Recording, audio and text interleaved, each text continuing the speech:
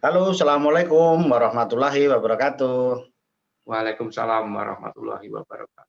Salam jumpa kembali di channel Agus Susanto, channelnya Orang Pertanian.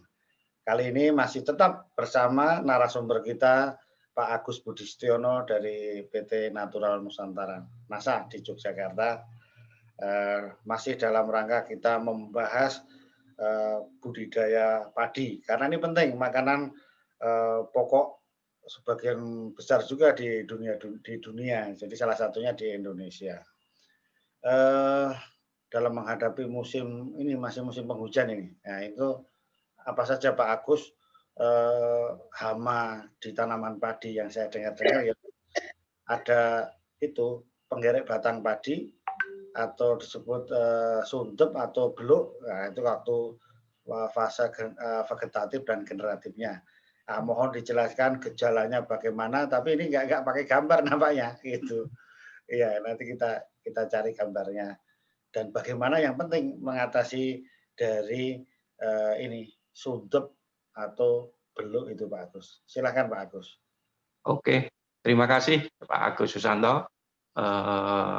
Ketemu lagi untuk tanaman padi, terutama kita bahas masalah hama, ya, terutama hama di musim hujan saat ini. Yang paling banyak itu adalah jenis penggerek batang padi. Nah, Oh, penggerek batang padi, ya, selain wereng, tapi yang paling banyak di musim hujan ini adalah penggerek batang padi. Apalagi ini mau berakhirnya musim, apalagi berakhirnya musim hujan itu juga semakin banyak penggerek batang padi. Nah, penggerek batang padi ini sebenarnya disebabkan ya oleh apa ya? Ada 4 jenis penggerek batang padi. oh iya, apa saja itu? Penggerek batang padi yang pertama adalah penggerek batang padi bergaris, ya. Kemudian ada penggerek batang padi kuning, kemudian ada penggerek batang padi merah jambu, dan satunya itu penggerek batang padi bergaris. Ya, Nama latinnya apa itu Pak Agus? nama latinnya kalau penggerek batang padi bergaris itu Circofaga inotata, kalau yang yang merah jambu itu adalah kalau nggak salah itu Sesamia inverem. Kalau yang penggerek batang padi kuning, ya, ini adalah Circofaga Insertulas bukan?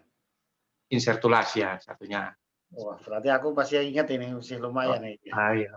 Ada uang penyakit ya, Oh, apa, iya iya. Circofaga insertulas, Iya sama yang Silo inferens, ya, iya. itu. Nah, itu ya untuk penggerak batang di musim hujan ini perlu kita waspadai, ya. Ini fase-fase yang menyerang karena ini kalau terserang penggerak batang ini sangat-sangat merugikan, ya. Apalagi di fase vegetatif, ya. Vegetatif itu menyerang titik tumbuh Oh, sehingga nanti akan berpengaruh di proses pembentukan anakan. Nah, hmm, biasanya kalau di fase vegetatif orang menyebutnya dengan serangan sundep, iya. ya. Tapi bukan sundep bolong ya Pak Agus, ya. Ya bukan, Nah, ini apalagi jada sundep bolong. yang disebabkan ya sebenarnya sundep ya di padi itu juga bolong juga, ya. Iya, Tapi bukan sundep bolong yang medeni itu bukan. iya. Tapi petani menyebutnya sundep, ya, penyakit hama sundep. Tapi Hmm, sebenarnya ini disebabkan oleh penggerek batang padi, iya. ya. Nah, ini menyerang di titik tumbuh, ya, warnanya agak coklat-coklatan. Kalau diambil, ya, ini biasanya putus, cepat Iya. patah, ya. Karena apa? Karena di dekat akar itu digerek, di titik tumbuhnya itu digerek oleh Hmm, penggerek batang padi. iya. Kemudian kalau sudah fase generatif, ya, ini juga masih bisa tumbuh, tapi malenya itu nanti putih, Hmm, kopong. Dan hmm, ini kalau dilolos ini juga mudah. Nah, di hmm, fase generatif biasanya seperti yang dikatakan Mas Agus tadi, petani biasanya menyebut beluk, tapi hmm, ini sama-sama disebabkan oleh penggerek batang padi juga. hmm. Nah, untuk mengatasinya bagaimana? Iya, Ya, iya. untuk mengatasinya ya setelah panen itu paling tidak tunggul padinya itu harus dibersihkan. Ya Hmm, paling enggak ngepok, ya. Iya. Kemudian dilakukan pengolahan tanah ya yang paling bagus ya untuk memutus siklus dari imago-imago atau kepompong-kepompong ya yang ada di dalam tunggul-tunggul padi itu Ya ya. berarti kekrek gitu kalau di Nah, tempat kekrek saya. ya Ya, betul. itu sampai Kekrek. tandes gitulah, Nah, gitu-gitu. sampai tandus sampai Nah, bawah. Kemudian itu setelah dikekrek kan nanti dilakukan pengolahan tanah ya. iya. Ini yang perlu dilakukan.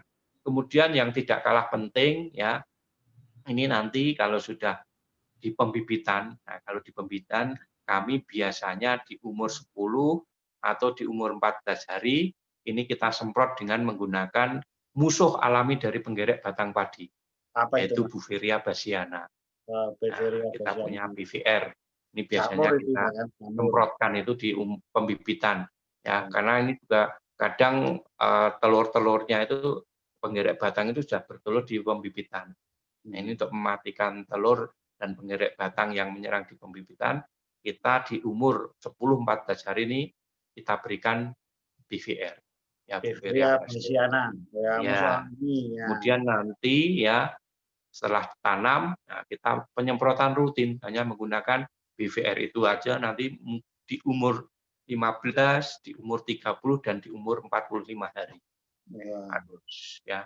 Ini salah satu cara untuk mengendalikan penggerek batang. Nah, alternatif terakhir ya, kalau menggunakan berbagai macam pengendalian kalau sudah di atas ambang ya, kalau di PHT itu pengelolaan hama terbatas, kalau sudah di atas ambang kendali, ini baru kita menggunakan Insek. insektisida, Ya. ya terutama yang berbahan aktif fluorfuasuron untuk mengendalikan penggerek batang padi. Oh iya. Selama ini sukses kan, Mas? Alhamdulillah. Nah, itu yang penting itu kita berbagi bagaimana menghadapi suntup dan beluk itu tadi. Ya. Ya.